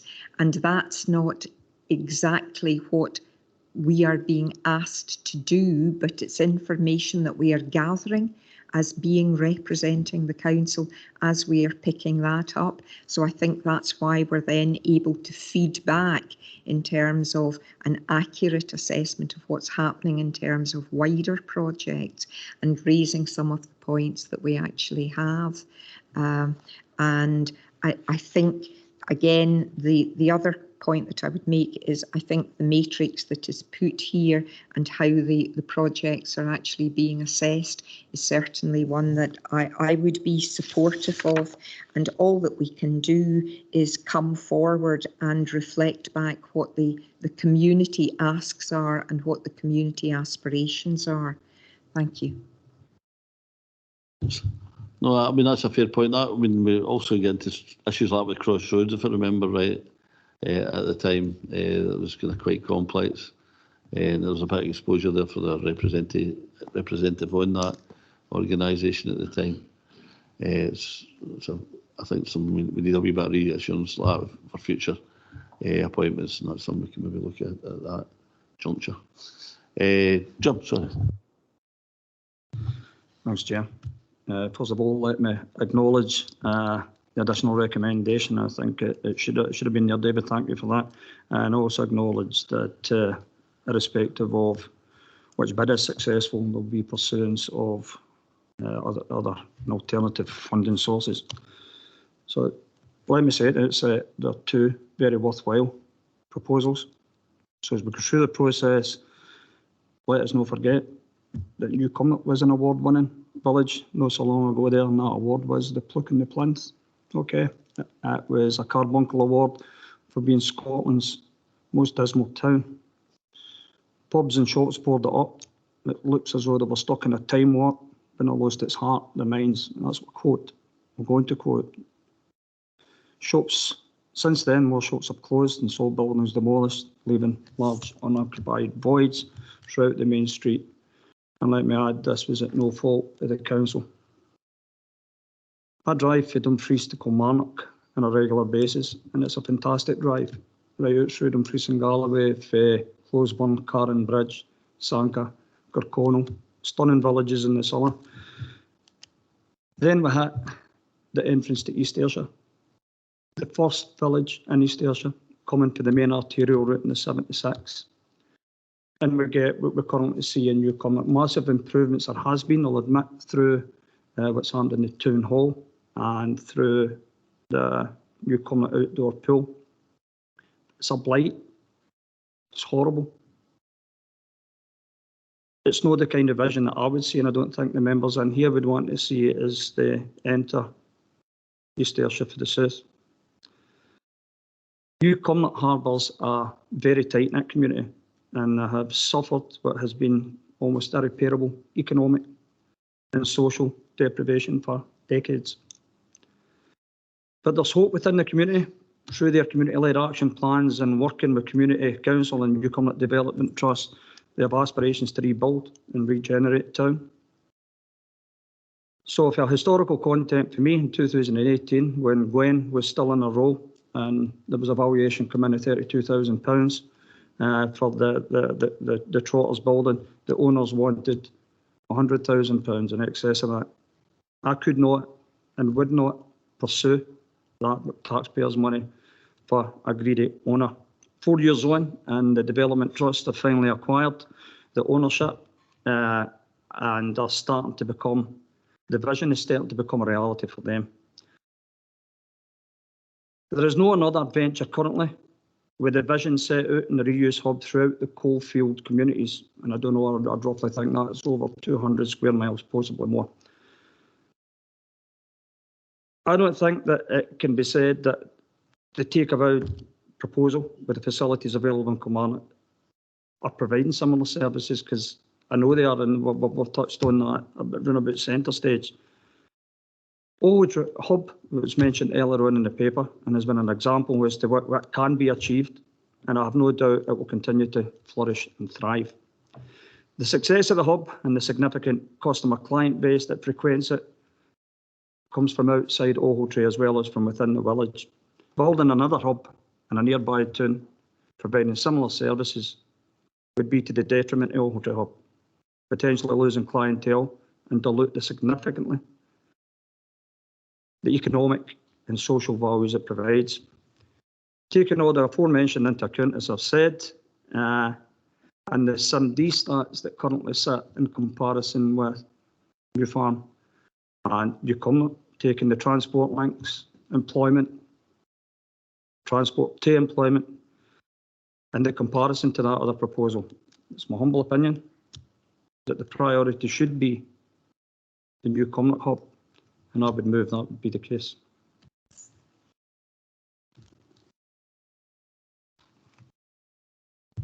Thanks, Jim. Okay, can I just maybe, I mean, in terms of the recommendation originally, there wasn't a, weren't asked to prioritise it. Is it essential that we do, or can we not just support them both? What is it? Can you give us clarification here?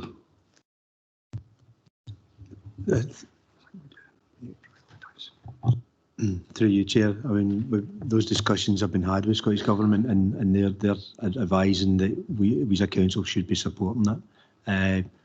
We'd hope that both could go up equally, equal support. But they've, I think this is in the back of last year. There was a significant oversubscription in applications and funding, and while we were successful with one application, obviously. That what we want to do is go forward and try and get our best opportunity. So that's why they've asked that we prioritise it, and we're just following that up through you, Chair. Okay, I may be alone in this, but I would still pursue just putting up both applications equally.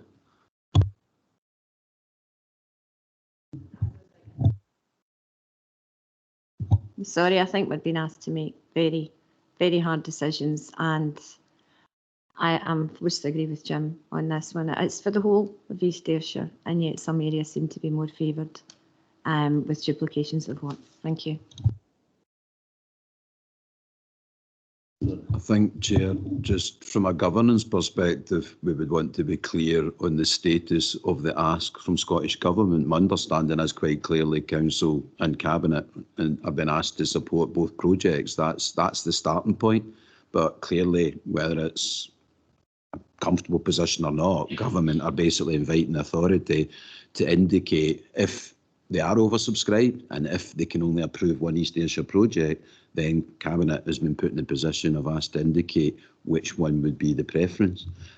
It's back to what's the status of that ask, because if we don't prioritise, do they still go forward? If we don't comply with the request, or if we don't comply and don't prioritise, do we increase the risk that they both might be refused? I think we would need to know that before we decide not to comply with the requirement of the Scottish Government, because it's their ask that we prioritise to assist their decision making. So we would need to know that not doing that isn't going to make it a worse outcome and potentially mean that neither's approved.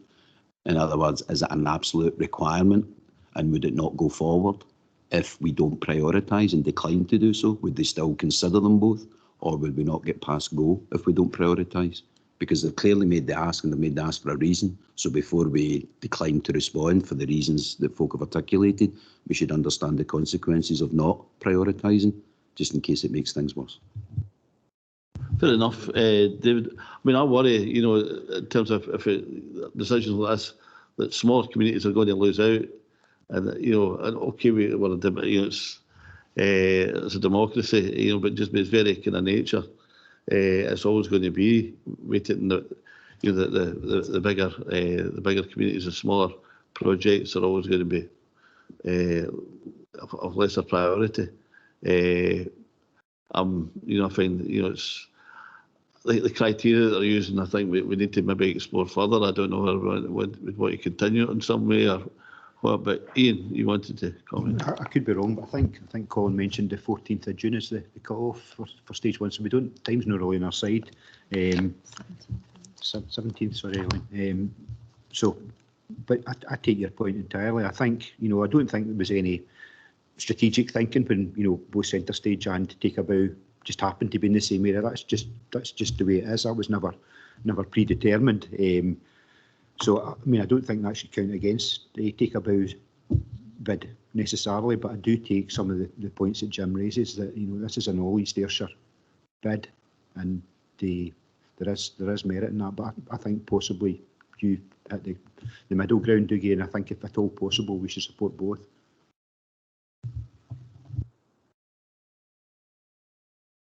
So just to be clear, I mean, you know, like the officers don't come here, you know, with an additional recommendation. You know, like very often it normally comes from members to us. And, you know, the reason it's coming, and I asked David, you know, and the team to go back to Scottish Government, and we wouldn't have come with an additional recommendation, you know, unless, you know, we were getting that strong advice from Scottish Government. And the danger is that we put them forward and other areas have a clarity about the bids that they're supporting, and we don't have a clarity about what we're supporting. As officers, you know, we can give advice, you know, but it's that risk that the council then, you know, holds, that there's no clarity about what we as East Ayrshire Council are supporting. Okay, members. It's for Elaine. Thanks, Chair. I was just looking for some more clarification. My understanding is Take a Bow went forward last year with an application which was declined by Scottish Government, and there was constructive feedback given, and that group has worked to build that into this new application that's going forward. Can I check, is the Cumnock one, is this the first application that's gone through, or have they gone through that secondary process the way that Take a Bow have? And would they have an opportunity, if they were unsuccessful, to go again the following year on the feedback from the Scottish Government? So I'm just trying to get a full understanding of the process that's available to the two groups. Excellent. David? Yeah, Chair, I mean, this is the first one in terms of the regeneration fund that the new Cumnock application is moving towards. So we received feedback last year, and we took that feedback through Colin to the group at Take a Bow. They've reviewed that, they've come up with their proposals to address that feedback, and obviously that's what you have in front of you today. I think there's also if the new Cumnock one, out of the two, if new Cumnock was unsuccessful getting it this time round, then they could, if we supported that as a council, could take that forward. There are a number of other funds that we would obviously be looking to link into. I mean, just to give you an idea, just yesterday we've got the Community Ownership Fund, which is a new fund which not only deals with purchasing, but it deals with renovation, regeneration of properties as well, and that would be one which may also we would want to tap into. So there are a number of funds out there that can provide capital investment. So we just taking a firm up then, if Take a Bow was unsuccessful, then through that process we would have an understanding why the RCGF were saying it was unsuccessful. We hope that's not the case, but and likewise any feedback we would get for any of the two applications we take on board and address accordingly. I think irrespective of what we would decide this morning, I think there's a case we have to make a case to the Scottish Government that the process is flawed, and I think it will favour the bigger applications every time. In smaller projects, there's an imbalance that needs to be addressed. in terms of when they're asking us to prioritise, and I think that needs to be made quite strong. David. Chair, through you, I was just going to suggest, if it helps, there's a concept, primus inter pares, or first amongst equals, and I think that's what you're being asked to identify here. Council's not, or Cabinet's not been asked to put a greater value in one project than the other, because they're both there and are both getting merit and presented for the support of Cabinet. So it's the difference, I'm not dancing head up in here, but it's the difference between ranking the two projects and making a submission which is the council thinks they're both of equal value, etc., etc. But if we absolutely need to have a gun at our head and pick one over the other, then it's first amongst equals. So it's not that one's got more merit than the other, but it's that broader impact and all the other factors you've taken into account. And I'm sure we can work up a form of words that makes clear that this council gives equal support to both, but if being forced on the point, then indicate a preference for one over the other along the lines of this discussion. And we can also include some of the other observations that Cabinet has made, that the system feels flawed because it will always be weighted. If an authority has been asked to prioritise more than one bid, then common sense might take you to the higher value bid, as you've suggested in most occasions. So is it always going to squeeze out the lower value bids? Because if you know, the size of the prize is one relevant factor in all of this, but only one of a number. So it's first amongst equals might just help get members comfortable that by acceding to the Scottish Government request to give that indication of priority, it doesn't actually mean that Cabinet is less supportive of one than the other, but they have to answer the question that's asked of them to avoid the greater risk that nothing comes back. Okay, I mean, I think I would be happy to move something along those lines in terms of first among the equals, but if you're forcing us to take it, I'll accept the officer's recommendation, but I strongly would want to make the point that you know, smaller projects are always going to, you know, in terms of numbers, are always going to lose out in terms of that. So I mean, I'm happy to move that. I don't know if anybody wants to move in and jump.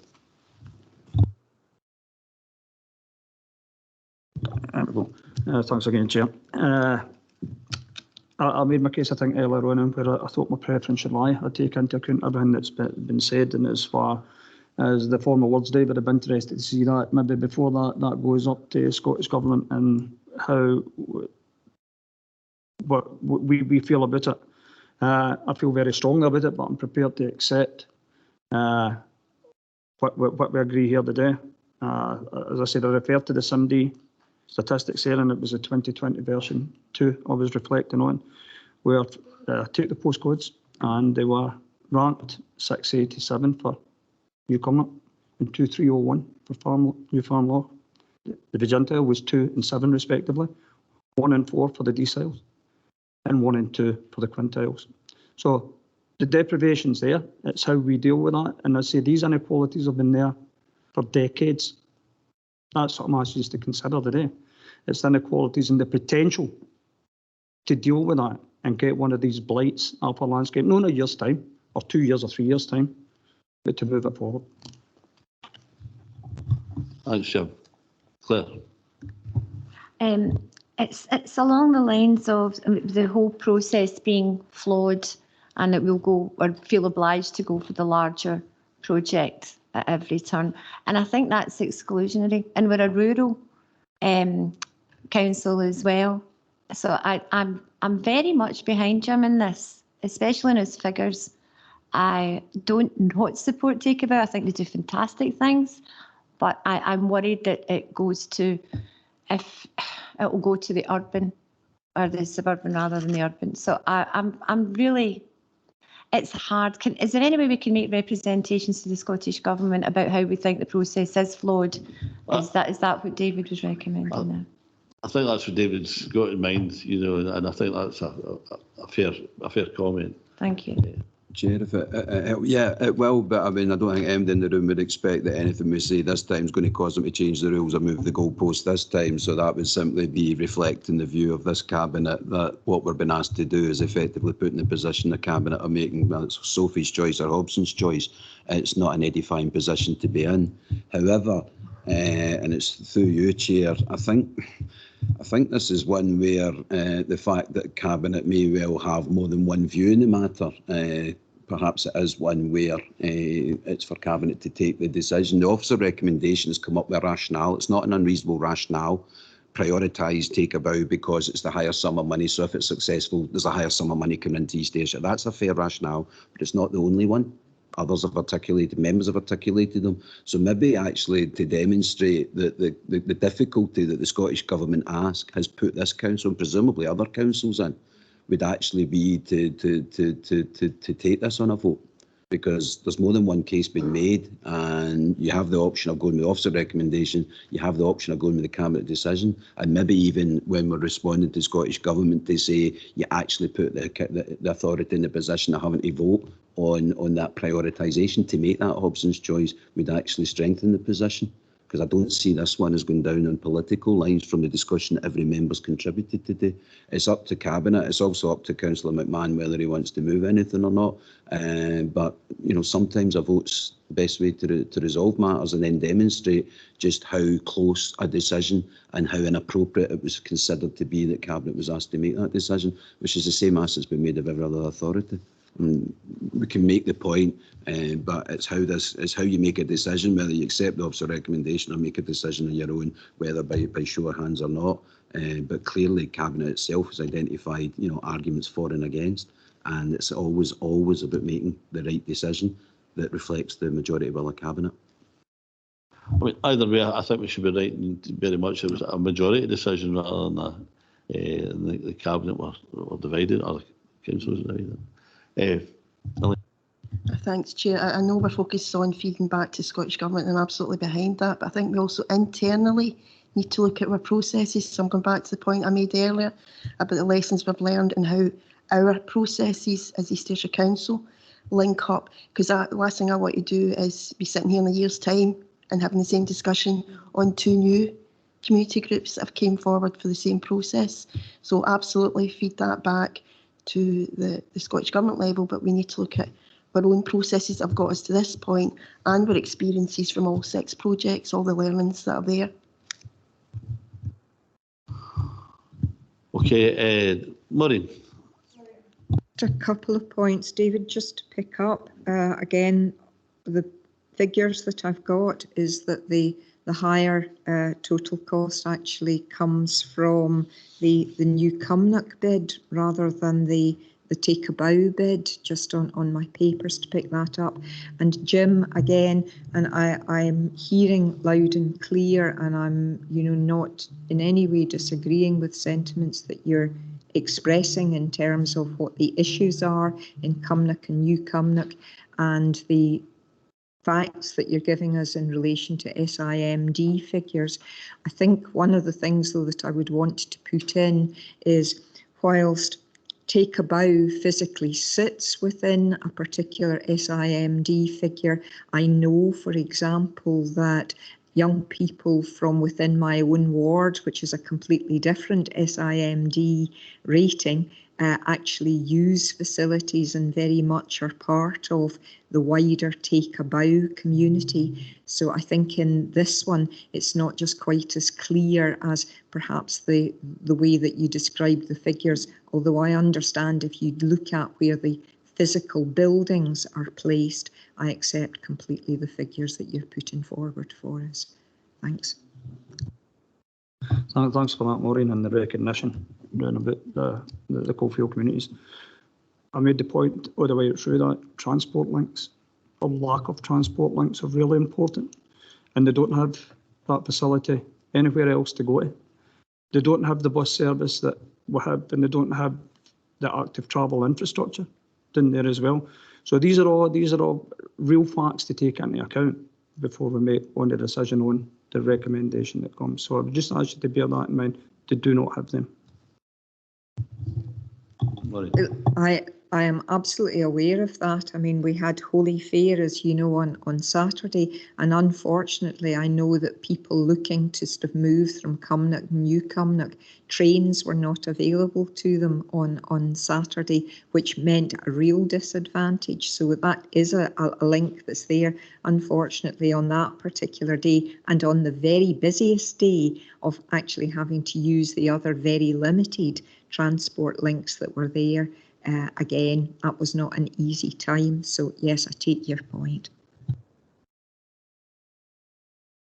Okay, I think we just proceed to a kind of a vote. I think just, I mean, I honestly feel like abstaining, but I think, you know, if you're going to press it, I think I would have to, you know, I would go with the officer's recommendations, but taking in point of view some of the comments that have been made, you know, I think Elaine's point about our processes, I think that's a fair comment as well, and I think, you know, we need to write strongly to the government in terms of, you know, the way we feel in terms of the Hobson's choice or whatever way you feel it facing when a rural part of the community off with an urban part of the community is, you know, something I'm not particularly comfortable with. But so I'll move that with the caveat we write the letter. Second, Councillor. Sorry, Councillor Linton, you seconding that. Councillor McMahon, are you putting forward an Yes, I'm amendment? obviously moving that amendment that the hub, the reduced hub bid be the priority bid. Do we have a seconder for that? Councillor Maitland, thank you. So we will go to the vote by calling the roll. So for the motion, it's to prioritise Take a Bow, and for the amendment, it's to prioritise the New Cumnock project. So we'll just go through each member and ask you to vote for the motion or the amendment. So Councillor Reid. Motion. Councillor McMahon. Amendment. Thanks. Councillor McFadden. Motion. Thank you. Councillor Cowan. For the motion. Thank you. Councillor Mackay. For the motion. Councillor Linton. Councillor Barton. Motion. Thank you. Councillor Douglas is out of this item at the moment. Councillor Ingram. For the motion. Thank you. Councillor Maitland. For the amendment. Thank you. And Councillor Filson. Amendment. Amendment, thank you. So I can just confirm that the motion has 1, 2, 3, 4, 5, 6, 7 and the amendment 3. So I can confirm that the motion has been carried and the prioritisation will be for Take a Bow. And we'll put in the minute as well that we're going to write to the Scottish Government in terms of their process. And future review our own processes. Yeah. Okay, thanks. That's been a really healthy discussion. That's then move exclusion of press and public. Can you just ask IT to stop the recording? And ask IT to stop recording.